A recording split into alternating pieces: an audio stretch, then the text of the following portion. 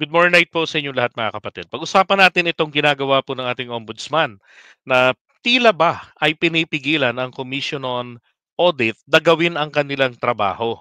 Bakit? Kasi sabi po nitong Duterte appointee na si Martires, sabi rito Ombudsman wants COA to stop. Kung kay Kibuloy, stop! Ito pinapa-stop niya. Na gusto niyang itigil daw.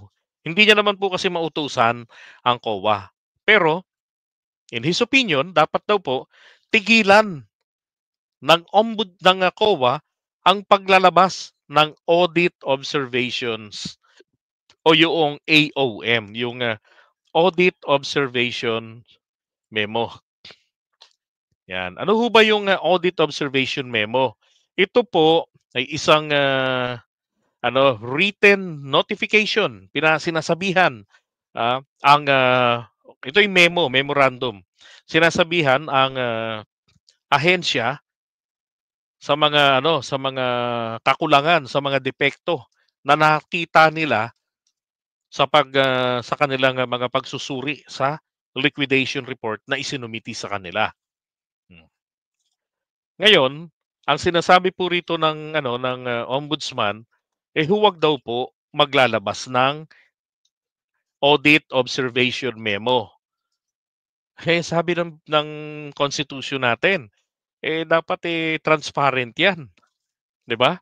Now, ito pong COA, sabi rito, Constitution gives COA the power and duty to audit and settle all government accounts, the authority to define the scope of its audit, report the financial condition and operation of government, keep its general accounts, and as a quasi-judicial body, decide cases brought before it.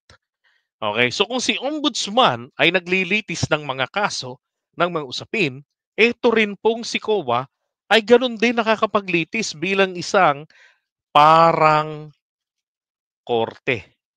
Okay? Ano ho ang pagkakaiba ng quasi-judicial body dyan po sa ombudsman? Pareho namang mga government agencies and government entities ang kanilang kliyente. 'Di ba?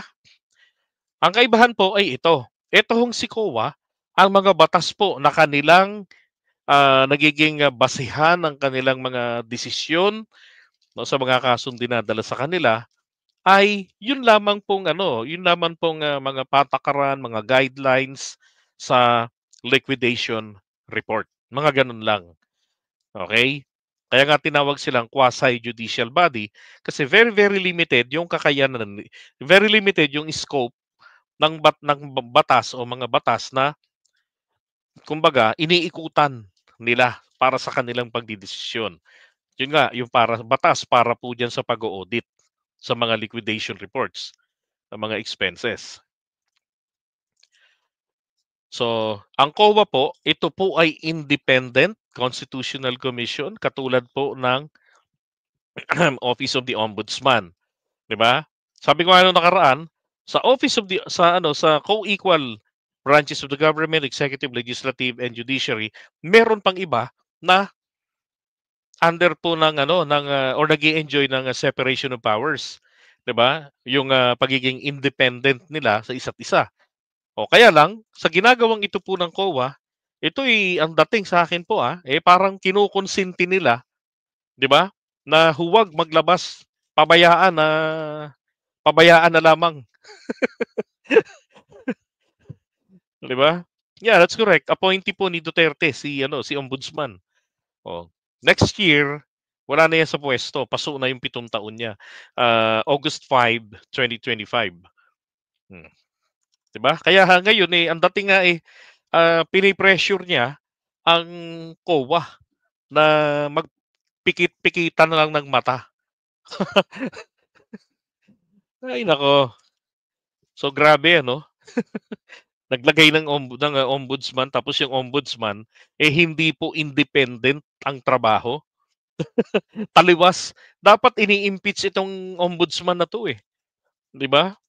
Bakit niya bakit siya maglalabas ng ganong klase na na desire na hindi na lang niya sarilinin, Yung kagustuhan niya na tigilan daw ng COA ang paglalabas ng audit observation memo nito. Ito rin pong AOM ang nabanggit ni Congresswoman Beatrix Luistro noon sa isang hearing na na tinangka ni Zulaika na harangin, 'di ba? Sinulatan ang COA. Oh. Ay nako, mga alagad ni Digong. Itong si Martires parang si Panelo lang.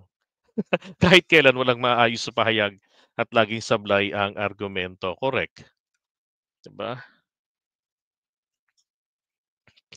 Okay, so iwan natin muna 'to.